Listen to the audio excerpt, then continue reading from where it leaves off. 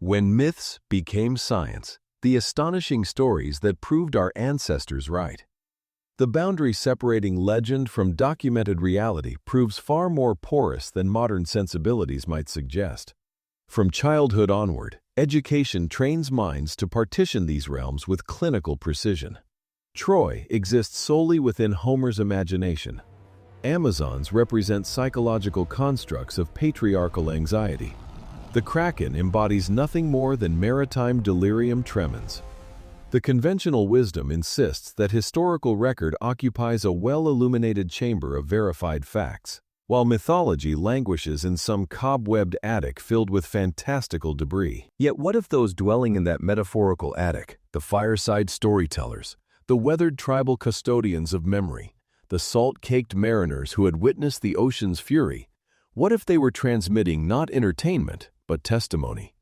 What if their accounts documented a world so alien, so magnificent, so terrifying in its strangeness, that across the grinding passage of centuries, factual reports fermented and transformed into what we dismissively label legend? For the past 2 centuries, an extraordinary revolution has been unfolding in archaeological trenches, genetic laboratories, and the crushing depths of the ocean floor. Scientists wielding radiocarbon dating equipment, DNA sequencers, and deep-sea submersibles have been excavating something profound.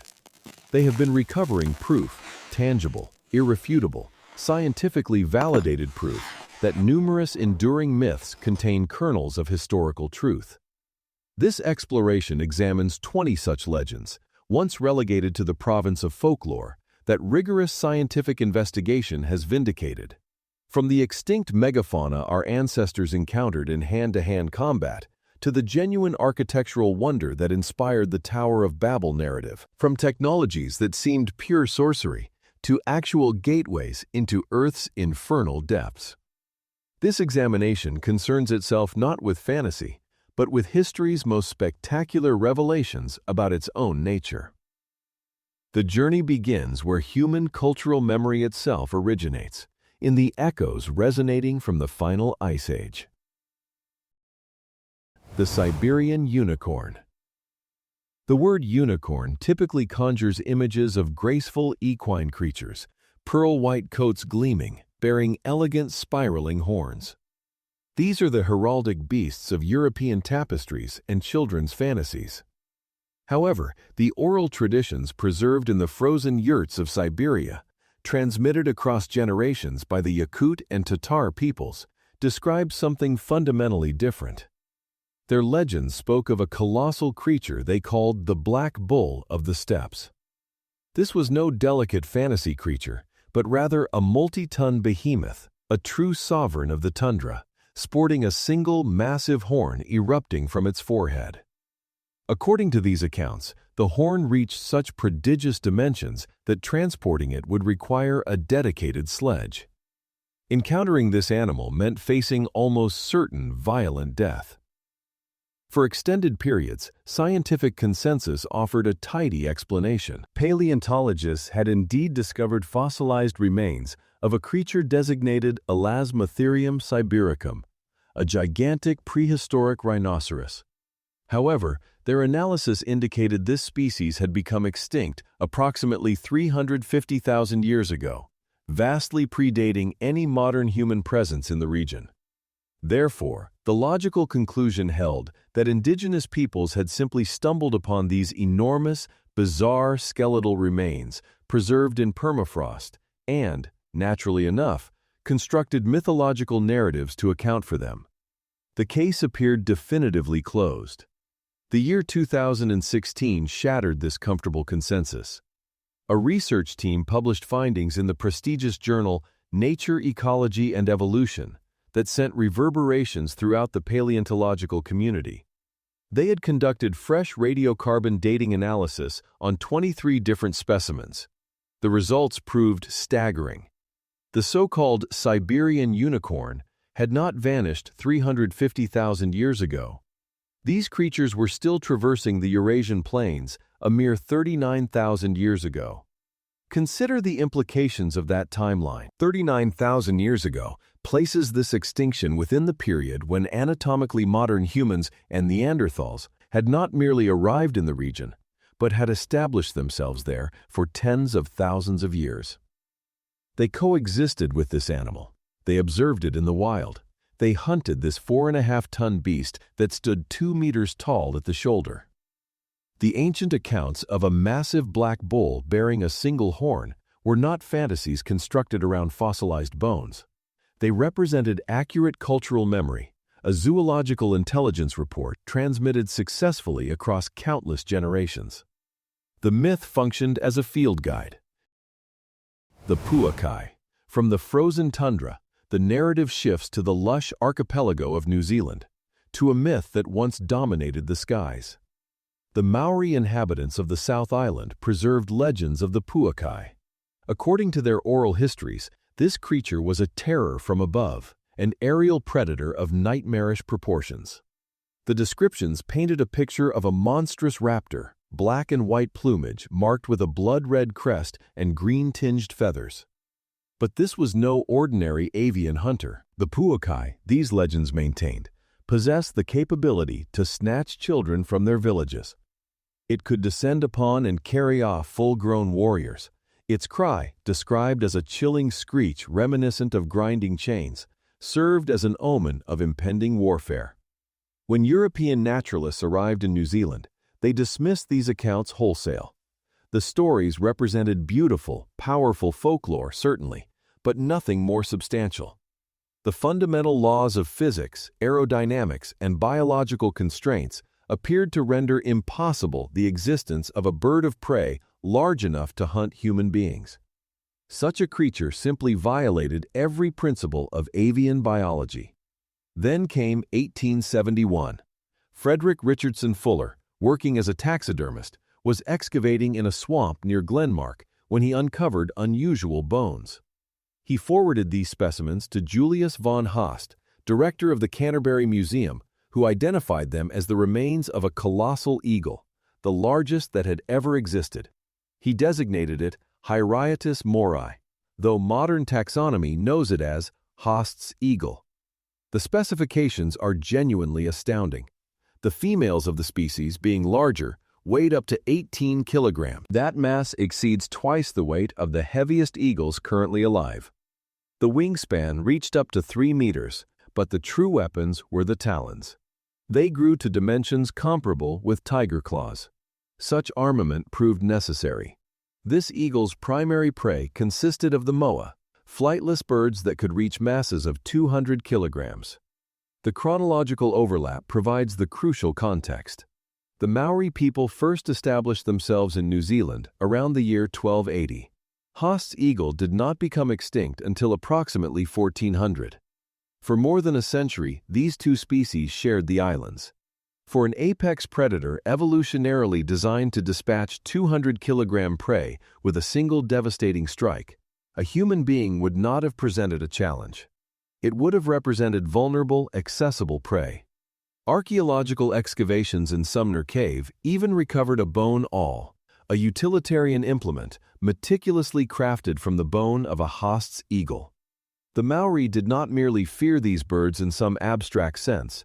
They encountered them, fought against them, harvested their remains. The legend of the Puakai, the child-stealing monster of the skies, was not mythology. It was a survival manual. Urkesh. Let us transition from the Ice Age to the cradle of civilization in the ancient Near East, to a city that ancient texts positioned as the dwelling place of deities. The Hurrians represented a mysterious people who exerted considerable influence on the great empires of the Bronze Age, from the Hittites to the Egyptians. Their religious songs and hymns referenced a sacred city called Urkesh. This was no ordinary urban center. According to their theology, it served as the mythical residence of their father god, Kumarbi. It functioned as a cosmic axis, a location where the celestial realm intersected with the underworld. For generations of historians, Urkesh occupied the same category as the Greek Mount Olympus, a purely spiritual concept, a religious abstraction without geographical coordinates. The prevailing scholarly consensus held that the Hurrians of the third millennium before the Common Era were scattered peoples, incapable of constructing major centralized city-states. During the 1980s, Giorgio Bucciolati and Marilyn Kelly Bucciolati, a husband and wife archaeological partnership, initiated excavations at a substantial mound in Syria known as Tel Mozan. Their discoveries fundamentally rewrote the scholarly literature. This was not merely a modest settlement. It proved to be a massive, sprawling metropolitan center. But was this actually Urkesh? The definitive evidence emerged when they unearthed clay seal impressions. These artifacts function like ancient signatures, employed to seal official documents and doorways. The names inscribed upon them were stunning. Tupkish, king of Urkesh, and Uknitu, queen of Urkesh. They had located it. The mythical city possessed physical reality. Urkesh was not merely a religious center, but a political capital, a crucial hub controlling the vital copper trade flowing from the Anatolian highlands. The most breathtaking discovery directly mirrored the theological narratives. The excavation uncovered a monumental stone structure, a deep pit that Hurrian royalty utilized for necromantic rituals intended to summon ancestral spirits. They designated it the Abi, the passage to the underworld. The legends identified Urkesh as the earthly home of Kumarbi, an underworld deity. And precisely in the heart of his city, his devotees had constructed a literal gateway to his domain. The myth was not simply narrative. It was a precise cartographic representation of their religious cosmology. Chapter 4. The Tower of Babel. The Book of Genesis preserves one of antiquity's most powerful narratives concerning human hubris. In the land of Shinar, all of humanity, speaking a unified language, resolved to construct a city featuring a tower that would reach the heavens. This represented an act of defiance against divine authority, an attempt to establish their own renown. According to the biblical account, God descended and declared, "Let us go down and there confuse their language," thereby scattering humanity across the face of the earth. For centuries, secular scholarship has interpreted this as a potent allegory, a creation myth devised to explain the world's linguistic diversity. Nobody seriously entertained the notion that a specific, singular tower of such immense scale and legendary status could have inspired such a world-transforming story. Yet such a structure existed. Its authentic designation was Etemenanki, which translates from Sumerian as the house of the foundation of heaven and earth. It took the form of a massive ziggurat, a stepped pyramid dominating the heart of Babylon. The tower itself has long since vanished. Alexander the Great discovered it in ruins and ordered its clearance, intending to rebuild it in restored glory. However, his death intervened before the project could commence, and subsequent centuries saw locals systematically plunder its bricks for their own construction purposes.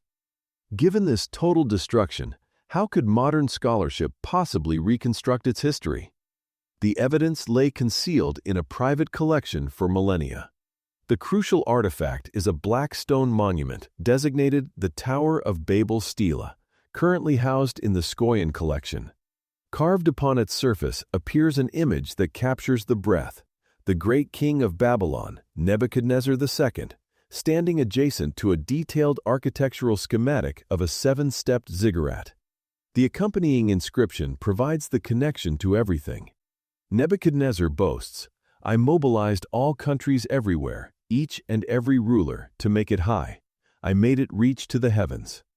This represents direct confirmation of the biblical account. The motivation extended beyond merely constructing a temple. The goal was to erect the greatest structure on earth, a symbol of human power ascending toward the divine. His boast about mobilizing all countries everywhere reveals the historical reality underlying the confusion of tongues. Babylon was a vast cosmopolitan empire. The construction site of Etemenanki would have been a chaotic melting pot of languages and peoples, drawn from every corner of the known world. The biblical story was not merely allegory. It was a description of the era's most ambitious construction project, a 91-meter-high marvel of engineering built by a multinational workforce. The myth was a construction report. The Golden Fleece. The narrative of Jason and the Argonauts represents one of the foundational pillars of Greek mythology. The hero Jason leads his band of exceptional warriors aboard the ship Argo to the distant, mysterious land of Colchis on the Black Sea. His quest? To retrieve the Golden Fleece, the hide of a magical, winged ram guarded by a sleepless dragon. For thousands of years, interpreters read this story as a rich tapestry of symbols.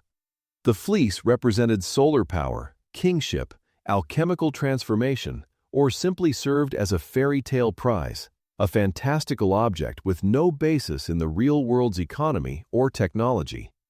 During the 20th century, geologists began studying the rivers of a specific region in modern Georgia called Spheneti, the very heart of ancient Colchis. They confirmed that rivers flowing from the Caucasus Mountains were exceptionally rich in gold dust and fine particles.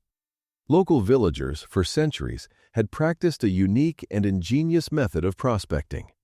They would anchor sheepskins, fleece intact, to the riverbeds.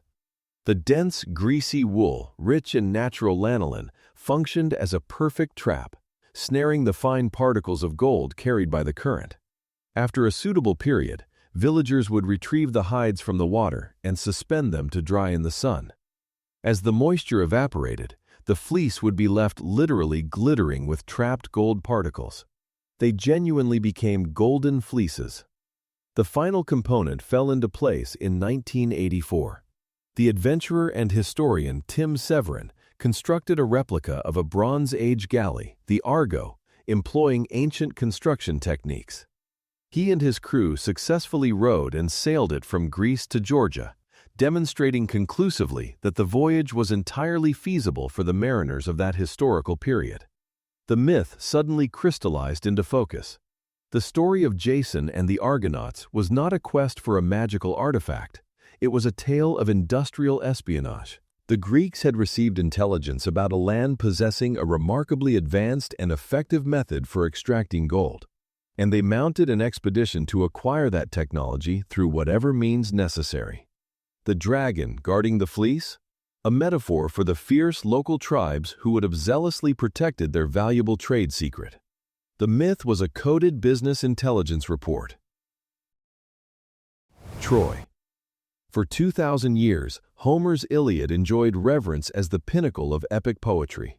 However, by the 19th century, most European intellectuals had relegated the city of Troy to the same category as Camelot or Atlantis. It served as a magnificent literary setting, but not an actual geographical location. Ancient cartographers left blank spaces where Troy theoretically should have been positioned. The 10-Year War, the heroes Achilles and Hector, the legendary Trojan horse, all were considered poetic invention, a grand mythological meditation on the follies of warfare. Then Heinrich Schliemann arrived on the scene. A wealthy German businessman and passionate, perhaps obsessive, amateur archaeologist, Schliemann believed that the Iliad was not fiction, but history. He treated Homer's text as a literal guidebook. Homer mentioned 2 springs near Troy, one hot and one cold. Schliemann searched the Turkish coastline for precisely such a location. He discovered it at a large hill known locally as Hisarlik. During the 1870s, he began excavating. His discoveries proved astounding. Not a single city, but a stratigraphic layer cake of 9 cities, constructed one atop the other across thousands of years. One of those layers, designated Troy 7A, bore unmistakable evidence of violent destruction. It had been consumed in a catastrophic conflagration, littered with arrowheads and unburied skeletal remains, clear indicators of a desperate last stand. The dating? Approximately 1200 before the Common Era, a perfect correspondence with the traditional chronology of the Trojan War. Schliemann's methodologies were brutal and controversial. In his impatience to locate Homer's Troy, he employed dynamite and excavated a massive trench straight through the mound's center, destroying later invaluable archaeological layers in the process. He was no exemplar of archaeological ethics. However, despite his recklessness, the fundamental fact remains. He found it. The epic poem that had been dismissed as pure fantasy was grounded in an actual geopolitical conflict from the late Bronze Age. Homer was not merely a poet. He was a historian working in verse.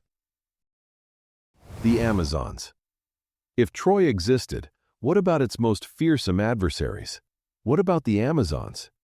The ancient Greeks spoke with a complex mixture of terror and fascination about a tribe of warrior women who inhabited the shores of the Black Sea, in territories they designated Scythia. These were the Amazons, legendary daughters of Ares, god of war.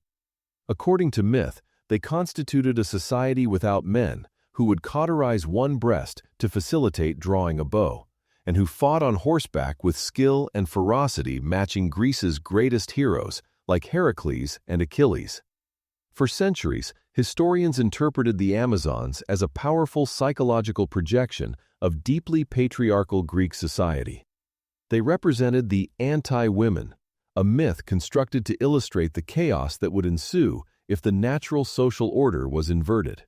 Then, archaeologists began systematically excavating the Scythian burial mounds, the kurgans, that dot the Eurasian steppes. For extended periods, they would discover skeletons interred with swords, bows, and daggers, and automatically classify them as male warriors. With the advent of modern DNA analysis, they returned to re-examine these skeletal remains. The results fundamentally rewrote the historical narrative. They determined that a staggering 37% of the skeletons in Scythian graves buried with weaponry were in fact female. In 2019, a truly remarkable discovery emerged. Archaeologists in Russia uncovered a tomb containing the remains of 4 female warriors spanning different generations. The eldest, a woman in her late 40s, was buried with a ceremonial headdress, a golden calathos, and a dagger. Their skeletal remains showed clear evidence of battle-related injuries. They had lived the warrior's life. The myth about them removing a breast proved to be either a misunderstanding or perhaps Greek propaganda. But the core truth, the existence of a nomadic culture where women were trained as warriors, fought in combat, died in battle, and were buried with honors as warriors, was proven beyond any reasonable scientific doubt. The myth was anthropology. Tanea. Ancient Greek writers, such as Pausanias and Strabo, preserved a curious historical tradition. Following the destruction of Troy, the victorious Greek king Agamemnon permitted a group of Trojan prisoners of war to establish their own settlement on the Peloponnesian Peninsula. They designated it Tanea.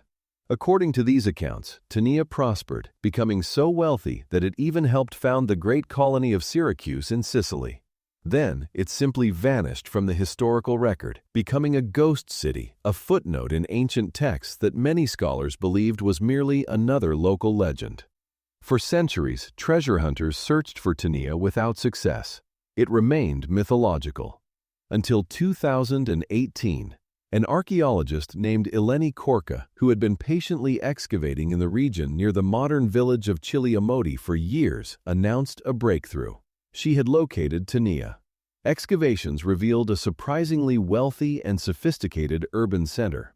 They uncovered residential buildings, stunning marble-lined walls, and a substantial trove of coins, jewelry, and pottery from regions as distant as the Near East, confirming its status as a prosperous trade hub extending deep into the Roman period. Most poignantly, they discovered a cemetery, filled with the city's inhabitants, including men, women, and children. The myth of the City of Prisoners, a place founded by Troy's survivors, finally had its foundations, its walls, and its people unearthed from beneath the roots of an olive grove. Thonis Heraklion. Before the founding of Alexandria, ancient sources referenced a magnificent port city that served as the gateway to Egypt. The Greeks called it Heraklion, believing that the hero Heracles himself had first set foot on Egyptian soil there. The Egyptians, however, called it Thonis. This dual identity created a historical puzzle. Were Thonis and Heraklion two distinct cities? Or was the entire tradition simply a beautiful legend, a kind of Egyptian Atlantis that had disappeared without trace? The city vanished so completely that for over 1,000 years it existed as nothing more than a name in ancient texts by writers like Homer and Herodotus. Then, in the year 2000, French underwater archaeologist Franck Goddio was conducting surveys of the seabed in Abu Qir Bay. He found it. Thonis and Heraklion were one and the same location. Lying beneath meters of sand and silt was the main customs port of pharaonic Egypt. The discoveries seemed dreamlike. Divers described swimming through murky water and suddenly encountering colossal, 5-meter-tall statues of pink granite, depicting pharaohs and gods, still standing as silent sentinels of a drowned world. They located the remains of over 60 sunken ships, hundreds of anchors, and a treasure trove of gold coins and artifacts. The definitive proof arrived in the form of a massive stone slab, a stele, inscribed with a decree from Pharaoh Nectanebo I from the 4th century before the Common Era. It clearly identified the city, in both Greek and Egyptian scripts, as Thonis Heraklion. The city had not been conquered. It had been constructed on unstable clay delta sediments. Sometime during the 8th century of the Common Era, a powerful earthquake caused the ground to liquefy, and the entire magnificent city slid beneath the waves. The myth was geology. Orichalcum. In his dialogues, the philosopher Plato describes the legendary lost continent of Atlantis. He paints a picture of a fabulously wealthy and technologically advanced civilization. He mentions a mysterious metal they utilized, called orichalcum. He wrote that the walls of the temple to Poseidon in Atlantis flashed with the red light of orichalcum, and that the metal ranked second only to gold in value. For millennia, orichalcum was considered a purely fictional substance, comparable to mithril from The Lord of the Rings or vibranium from Marvel Comics. A fantasy element invented to make the Atlantis narrative sound more exotic and impressive. In 2015, a team of marine archaeologists were exploring a shipwreck off the coast of Gela in Sicily. The vessel dated back to the 6th century before the Common Era, over 2,600 years ago. In its hold, they discovered the cargo, 39 gleaming reddish gold ingots. They had no clear identification. Analysis required transporting the ingots to a laboratory for X-ray fluorescence analysis to determine their chemical composition. The result proved astonishing. The metal was an alloy composed of 75 to 80% copper, 15 to 20% zinc, with trace amounts of nickel, lead, and iron. This represented a high-quality form of brass, what metallurgists might designate latin. It was manufactured using a complex, long-lost process called cementation, where zinc ore was heated with charcoal and copper in a crucible. It was an advanced and valuable alloy in the ancient world, and its reddish hue perfectly matched Plato's description. The fiery, precious metal of mythical Atlantis proved to be a genuine elite alloy prized by ancient metallurgists. The myth was chemistry. The Chimera. Homer's Iliad describes one of mythology's most bizarre and terrifying monsters, the Chimera. A creature possessing the head of a lion, the body of a goat, and the tail of a serpent.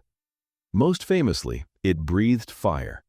It terrorized the land of Lycia in ancient Turkey until it was slain by the hero Bellerophon, who rode the winged horse Pegasus. The Chimera seemed to embody the very definition of a mythological beast, a grotesque and impossible combination of animals, a pure product of human imagination. But what if the Greeks were not describing an animal? What if they were describing a geographical feature? In southwestern Turkey, near the ancient city of Olympus, in the heart of what was once Lycia, there exists a mountain called Yanartash. The name literally translates as burning rock, for a very good reason. For thousands of years, dozens of small fires have been continuously burning on the rocky slopes of this mountain, issuing directly from vents in the ground. They cannot be extinguished. Geologists have determined that these represent vents of abiogenic methane gas, seeping up from deep within the Earth's crust. Ancient Greek sailors navigating the coast at night would have observed this mountain perpetually ablaze, with flames dancing in the darkness. They utilized it as a natural lighthouse. The legend makes perfect sense when reinterpreted. The monster was not a biological creature, it was a geological anomaly. The lion's head? The largest, most prominent flame. The goat's body? The rocky slopes of the mountain itself, where goats grazed. The serpent's tail? The winding snake-like paths ascending the mountain. And the fiery breath? The methane vents. The Greeks personified a strange and awe-inspiring natural phenomenon into a monster. The myth was a landmark. The plutonium. The ancient Greek geographer Strabo, writing around the time of Christ, described a strange and terrifying location in the city of Hierapolis in modern Turkey. It was a shrine dedicated to Pluto, god of the underworld. Strabo wrote that there existed a cave, a plutonium, that was so lethally toxic it was considered a literal gateway to hell. He claimed that the temple's eunuch priests could enter the cave without harm, but any animal that entered would immediately drop dead. "I threw in sparrows," Strabo wrote, "and they immediately breathed their last and fell." For centuries, this was dismissed as religious theater. Perhaps the priests were employing hidden gases or poisons to create a spectacle for pilgrims, a method to demonstrate their divine favor. It was clever manipulation, not a supernatural phenomenon. In 2013, a team of Italian archaeologists excavating the ruins of Hierapolis found it. They had located the long-lost plutonium. They discovered that Strabo's account was chillingly, scientifically accurate. The shrine was constructed directly over a geological fault line that continuously vents a pure, highly concentrated stream of carbon dioxide. Carbon dioxide is denser than air. Rather than dispersing, it flows from the cave and pools on the floor, creating an invisible lake of deadly, suffocating gas approximately 40 to 50 centimeters deep. Any animal small enough to have its head within that zone, a bird, a bull, a sheep, would be asphyxiated within minutes. The priests, however, being adult humans of greater stature, were tall enough that their heads remained safely above the lethal layer of gas. They likely knew to hold their breath during certain rituals, further enhancing the illusion of divine invulnerability. The archaeologists working at the site witnessed modern birds, flying too close to the opening of the ruined cave, suddenly drop dead from the sky, validating Strabo's 2,000-year-old testimony in the most dramatic fashion possible. The myth was toxicology. Hanno and the gorilla. Around 500 before the Common Era, a Carthaginian navigator named Hanno led a massive expedition of 60 ships to explore and colonize the northwestern coast of Africa. A record of his voyage, called a periplus, survived antiquity. In it, he describes his journey along the coast, encountering unfamiliar lands and peoples. Then he describes reaching an island at the furthest extent of his voyage, an island inhabited by what he called savage people, predominantly female, whose bodies were covered with hair. His interpreters designated them gorilli. He wrote that they were hostile, defending themselves by hurling stones, and that his men proved unable to capture any males. They managed to capture 3 females, but they were so fierce that they had to be killed, and their skins were taken back to Carthage and displayed in the Temple of Tanit. For over 2,000 years, scholars debated this passage. Who were the gorillae? A lost tribe of unusually hirsute humans? A complete fabrication? A garbled account of some other primate, perhaps chimpanzees? The mystery remained unsolved. Until 1847, Thomas Stoughton Savage, an American missionary and naturalist working in Liberia, learned of a massive, previously undocumented species of great ape inhabiting the forests of West Africa. Together with anatomist Jeffries Wyman, he provided the first formal scientific description of the animal. In honor of the ancient Carthaginian explorers' report, they bestowed upon this new species the name gorilla. Hanno's description of their behavior, their hairiness, their hostility, their use of stones for defense, perfectly matched the behavior of Western gorillas. Hanno had not discovered a tribe of monstrous people. He had made the first documented contact between the Mediterranean civilized world and these magnificent, powerful primate relatives. The myth was zoology. The Viking Sunstone. The Norse sagas contain incredible tales of exploration and adventure. They also reference enigmatic technologies. The saga of Saint Olaf describes a scene where the king, on a cloudy, snowy day with the sun completely obscured, employs a mysterious object called a solarstein, a sunstone, to pinpoint the sun's exact location in the sky. To later readers, especially following the invention of the magnetic compass, this sounded like pure sorcery. How could a simple stone locate a sun rendered invisible? In the perpetually foggy and overcast North Atlantic, such a device would have represented a navigator's holy grail, yet it seemed utterly fantastical. In 2013, archaeologists examining artifacts recovered from the Alderney, an Elizabethan ship that sank in the English Channel in 1592, discovered among the navigational tools a strange, cloudy, rhomboid crystal. It was identified as Iceland spar, a transparent form of calcite readily available to the Vikings. Iceland spar possesses a peculiar property called birefringence, or double refraction. It splits a single ray of unpolarized light into two separate rays. In practical terms, if one holds the crystal toward the sky and rotates it, there exists one specific orientation where the two images visible through it have precisely the same brightness. That orientation points directly to the source of the sun's polarized light, even if the sun itself remains hidden behind thick clouds or fog. Experiments have demonstrated that this method is astoundingly accurate, allowing a navigator to determine the sun's position to within a single degree. The Vikings were not employing magic. They were masters of optical physics, utilizing a natural crystal as a sophisticated polarization filter, 1,000 years before its properties were formally understood by science. The myth was a user manual for advanced, lost technology. Vinland. The Icelandic sagas, specifically the saga of the Greenlanders and the saga of Eric the Red, preserve the story of Leif Erikson. Around the year 1000, he sailed west from Greenland and discovered a new land, which he designated Vinland, because he found wild grapes and self-sown wheat growing there. The sagas describe several voyages to Vinland, the establishment of a short-lived settlement, and violent encounters with the native inhabitants, whom they called Skraelings. For centuries, especially within North America, this was regarded as nationalist fantasy, promulgated by Scandinavian peoples. A self-serving myth designed to claim they had discovered America centuries before Columbus. No archaeological evidence existed whatsoever. It represented a compelling story, but not verifiable history. Everything changed during the 1960s. Helge Ingstad, a Norwegian explorer, and Anne Stein Ingstad, an archaeologist, were determined to locate Vinland. Following geographical descriptions preserved in the sagas, they searched the coast of Newfoundland. At a location called L'Anse aux Meadows, on the northernmost tip of the island, they found it.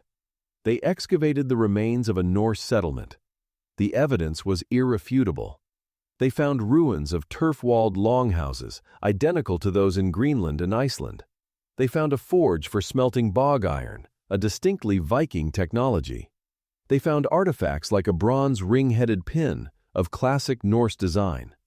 They even found a spindle whorl, a tool employed for spinning yarn, which proved that women had been part of the settlement, precisely as the sagas claimed. The final detail about the name Vinland proved ingenious. L'Anse aux Meadows lies too far north for grapes to grow. However, among the Norse ruins, archaeologists found butternut shells. Butternuts do not grow in Newfoundland. Their native range extends further south, in the St. Lawrence River Valley, a region where wild grapes do grow abundantly. This proved that the Vikings at L'Anse aux Meadows were utilizing it as a base camp and were exploring considerably further south. The sagas were not myths. They were exploration logs. Great Zimbabwe. When European explorers during the 19th century pushed into the interior of southern Africa, They were astonished to encounter a massive, abandoned stone city in what is now Zimbabwe. It consisted of a complex of enormous mortarless granite walls, some exceeding 11 meters in height, and a conical tower, all constructed with remarkable skill. It was called Great Zimbabwe. The first Europeans to observe it, like German geologist Karl Mauch in 1871, were prisoners of the racist colonial mindset prevalent at that time. They refused to accept that indigenous Africans could have built such a sophisticated structure. They invented a myth to explain it. Mauch declared that he had discovered the lost city of Ophir, the biblical source of King Solomon's gold. He claimed it was the work of the Queen of Sheba. He even absurdly asserted that a wooden lintel he found must be Lebanese cedar, transported from the Near East. This myth of a lost white civilization in Africa served colonial purposes, suggesting that Africans were incapable of constructing their own monumental history. 20th-century archaeology systematically and completely dismantled this racist fantasy.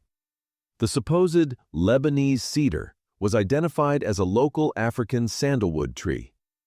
Meticulous archaeological stratigraphy and subsequent radiocarbon dating proved that the city was constructed between the 11th and 15th centuries of the Common Era, during the height of the indigenous Shona Kingdom.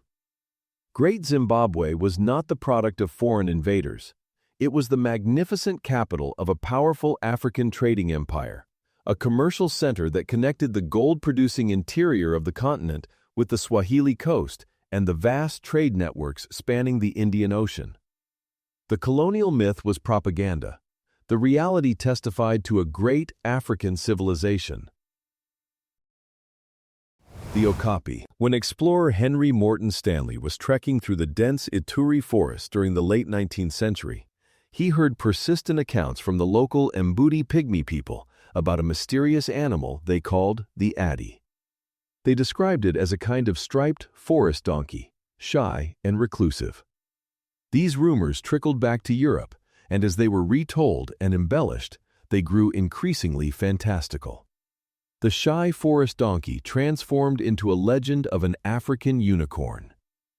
Sir Harry Johnston, the British governor of Uganda, became obsessed with the creature. He mounted an expedition to locate it, fully expecting to discover some new forest-dwelling species of zebra. He never observed one alive. However, in 1901, he managed to acquire a complete skin and 2 skulls. He sent them back to London for scientific analysis. The scientists were baffled. It was not a horse, not a zebra, not an antelope. The skull morphology was completely unique. It proved to be the only living relative of the giraffe. It was a living fossil that had remained concealed from Western science until the dawn of the 20th century. It was given the scientific designation Okapia johnstoni in his honor. The Okapi, the mythical beast of the Congo, was entirely real, simply exceptionally adept at remaining hidden. The legend was straightforward zoological fact, waiting patiently in the jungle to be documented. The Kraken. For centuries, the folklore of Scandinavia and maritime tales from every seafaring culture were haunted by the Kraken, a sea monster of such immense dimensions that mariners often mistook it for an island. Its true terror resided in its arms, tentacles capable of encircling an entire vessel, crushing its hull, and dragging the ship and its doomed crew into the abyssal darkness. By the Age of Enlightenment, science had no patience for such narratives. Carl Linnaeus, the father of modern taxonomy, briefly included it in his first edition of Systema Naturae, but it was swiftly removed. The Kraken was relegated to the realm of pure myth, dismissed as the hallucination of sailors intoxicated by rum and fear, perhaps prompted by fleeting glimpses of whales or schools of ordinary squid. Then, the myth literally washed ashore. The year was 1873 in Newfoundland, Canada. 3 fishermen, including a man named Theophilus Picot, were in a small boat in Conception Bay when they were attacked by something enormous. Thinking it was a monster, Picot seized a hatchet and frantically severed one of its massive tentacles. The wounded creature retreated, and the terrified fishermen brought their bizarre trophy, a 6-meter-long section of tentacle ashore. The tentacle found its way to Reverend Moses Harvey, a local clergyman and amateur naturalist. Harvey was ecstatic. He preserved the tentacle, recognizing it as the first ever physical proof of the creature's existence. Several months later, a complete specimen was accidentally caught in fishing nets nearby. Harvey purchased the carcass and, in a now famous photograph, had the massive beast draped over the curtain rod in his bathtub for scale and study.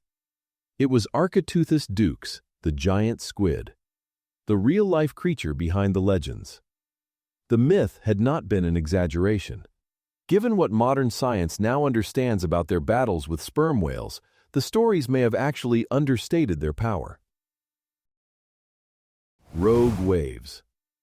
For as long as humans have ventured to sea, there have been whispered accounts, first-hand testimonies from terrified survivors of impossible waves. Not merely large storm waves, but singular, monstrous walls of water that could rise from a relatively calm sea, 3 or 4 times the size of any surrounding wave, and vanish just as quickly. They were called rogue waves, freak waves, or white walls. Oceanographers and naval architects, however, dismissed these stories.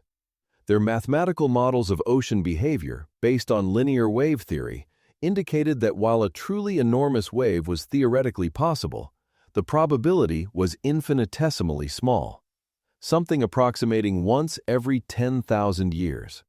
The sailors' accounts were just that, tall tales.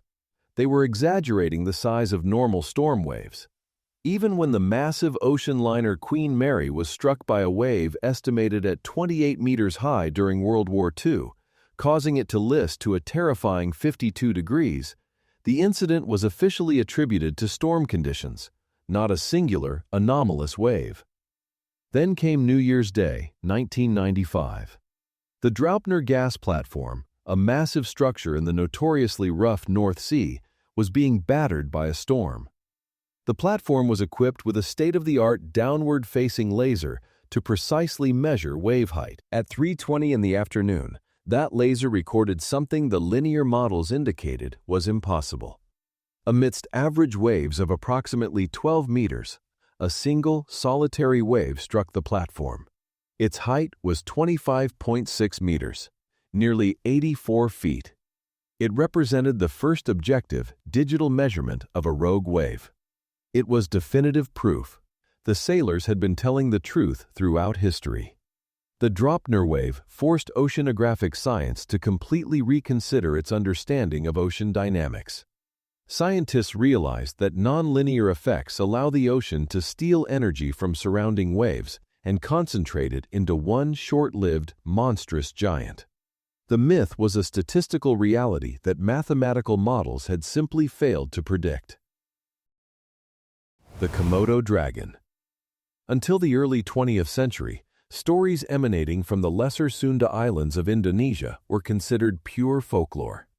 Locals and occasional pearl divers spoke of a creature they called the Buaya Darat, meaning land crocodile. They described a giant, fearsome lizard, up to 3 meters long, that inhabited the island of Komodo and its neighbors. In a world being thoroughly mapped and catalogued by Western science, the notion of an undiscovered, 3-meter-long predatory lizard seemed absurd. It was surely an exaggerated story, probably about a large water monitor. The rumors persisted. In 1910, Dutch colonial administrator Lieutenant van Stein van Hensbroek decided to investigate.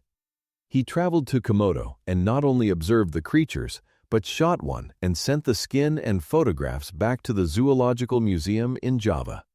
The myth possessed reality. A 1926 expedition, led by American explorer Douglas Burden, truly brought the creature to world attention. Burden captured 12 specimens and brought 2 living ones back to the Bronx Zoo in New York. The public was captivated. This real-life dragon became a media sensation and famously served as direct inspiration for the creators of the original 1933 film, King Kong. The story has one final twist. The myths often spoke of the dragon's deadly septic bite, its poisonous breath that would cause wounds to fester and kill its prey slowly. For decades, scientists believed this resulted from a potent cocktail of bacteria in the lizard's saliva. In 2009, researchers discovered that the Komodo dragon possesses a far more direct weapon. It has complex venom glands in its lower jaw that secrete a powerful anticoagulant toxin. Even the most fantastical component of the legend, the dragon's poisonous bite, had a direct, verifiable biological foundation. 20 stories, once confined to the pages of mythology, now documented in scientific textbooks. From the Siberian unicorn to the Komodo dragon, from the city of Troy to the Viking settlement at Vinland. This journey demonstrates that myth is not always the antithesis of truth. Frequently, it serves as a vessel for truth. It represents the first draft of history, a form of data storage encoded in story and song. It can be a biological memory of an extinct species, a geological observation of a strange landscape, a navigator's log, or a coded report on secret technology. The boundary between fact and fiction remains constantly fluid, redrawn by every new discovery. Science, in these cases, does not destroy the magic of myth. It decodes it. It reveals the incredible, forgotten realities that gave birth to these legends initially. It reminds us that our ancestors were not naive children inventing silly stories. They were keen observers of their world, transmitting vital information in the only way available to them. What myths dismiss today will be proven true tomorrow. What secrets remain out there, waiting in the ocean depths, beneath desert sands, or within the words of stories humanity has forgotten? The truth continues to be far more extraordinary than any invented tale.